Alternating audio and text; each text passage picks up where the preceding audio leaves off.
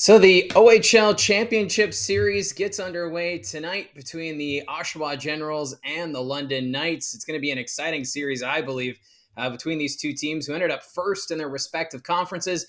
But to get there, they had to go through some tough opponents, including the North Bay Battalion, who I'm wondering, have they reached their peak, or is there more from this organization? Because the North Bay Battalion, they reached their third consecutive Eastern Conference Final, which is quite remarkable for junior hockey. Usually, for a junior hockey club in the cycle, you might reach one or two conference finals before you have to then begin the rebuild process. So it's going to be very interesting to see what this North Bay Battalion team can do because they went to three straight, as I mentioned, but the last two conference finals ended in game 7 and then no further. So it's kind of unfortunate with just the talent this team has had over the years to not be able to make it to that OHL Championship Series. They've only been to 2 championship series since the battalion joined the Ontario Hockey League circuit in 1998, once as the Brampton Battalion and the other time as the North Bay Battalion 10 years ago. So this is one of the more competitive organizations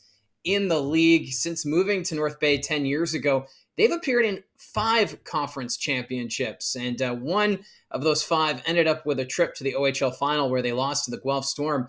But still, season in, season out, this is a North Bay Battalion team that's been very competitive. It's just unfortunate, no championships to show for it as of yet. So I think this organization should reach an OHL Championship and Memorial Cup appearance at some point soon, or at least you would expect that with the way this team has been.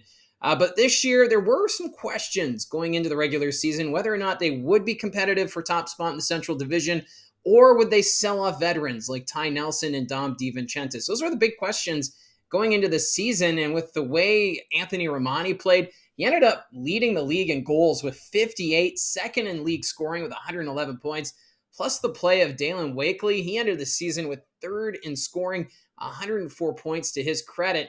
This team decided to go all in. Plus, the Sudbury Wolves weren't running away with the division like many of us had expected. So North Bay taking advantage of it, and Adam Dennis, a great job as a general manager for this battalion team, picked up a few pieces leading up to the OHL trade deadline. Plus, Ryan Ullahan, he gets the best out of his team as the head coach of the battalion. So ahead of the deadline, they did bring in Bronson Ride from the Niagara Ice Dogs, a very big defenseman.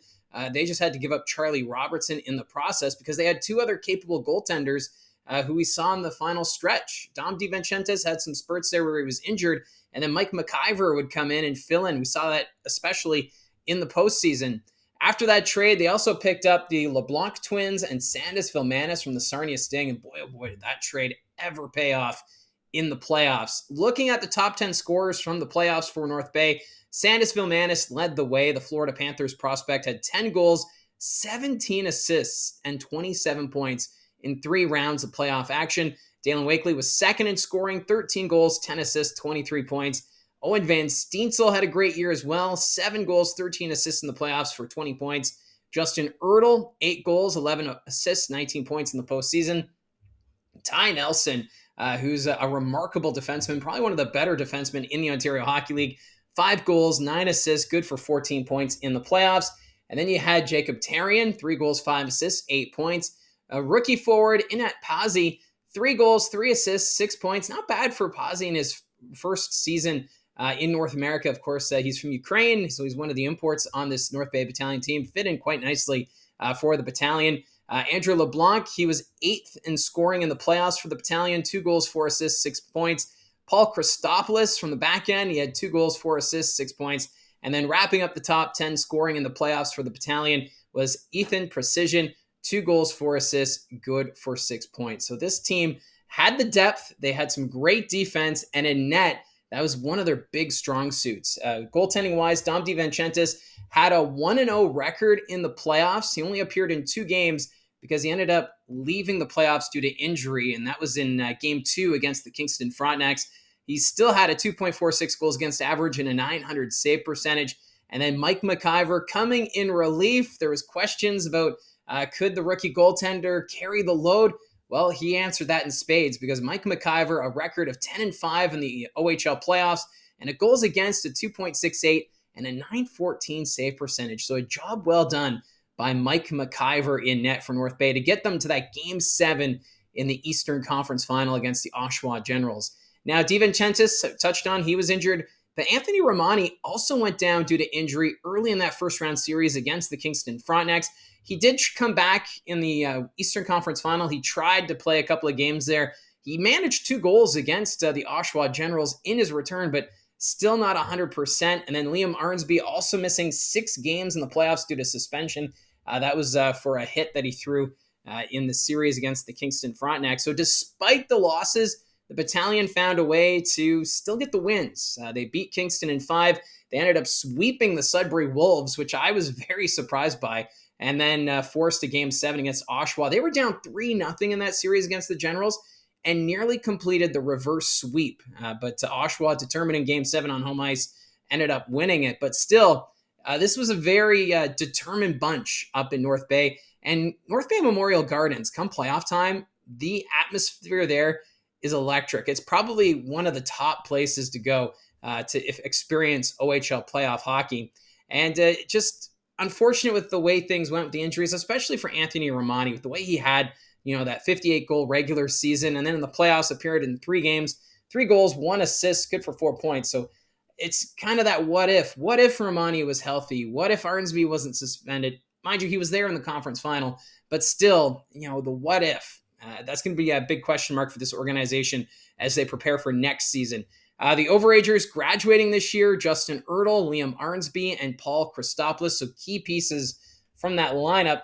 And then you look at the OA candidates for next season. There are 10 possibilities here. I'll go through the list, and it starts with Bruce Cook, Dalen Wakely, Owen Van Steensel, Sandis Vilmanis. He's an import and a Florida Panthers prospect. Unlikely Vilmanis comes back next season, but he's still a possibility. Andrew LeBlanc, Jacob LeBlanc, Tanias Mathurin. He's a Detroit Red Wings prospect. We'll see if he comes back.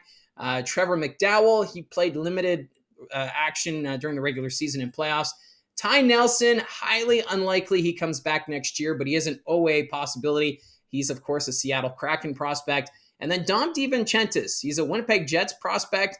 There is the off chance that maybe he gets sent back. Remember earlier this year, if you're a Barrie Colts fan, Anson Thornton was expected to come back in his overage season, but suffered an injury in training camp with the Arizona Coyotes, and that's how Ben West ended up sticking around. So we'll see what the goaltending's like for North Bay, because if you can get Dom DiVincentis back, along with overagers Wakely and Van Steensel, I think those are some very good overage candidates for the North Bay Battalion. Obviously, things could happen between now and the start of the regular season where players decide, I want to commit to maybe university hockey, or they get signed and go to the American Hockey League.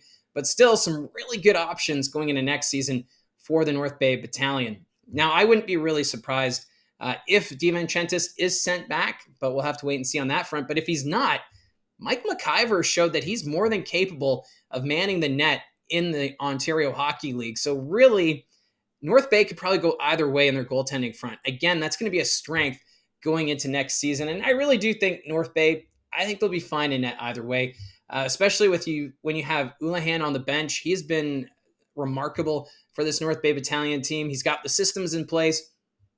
And really, as long as he wants to coach in North Bay, I think he'll continue to make this battalion team a competitive organization going forward. And for next season, I think this team, with the way the roster is set going into next year, I think they could compete for home ice advantage in the playoffs. I don't think they're going to challenge for top spot in the division.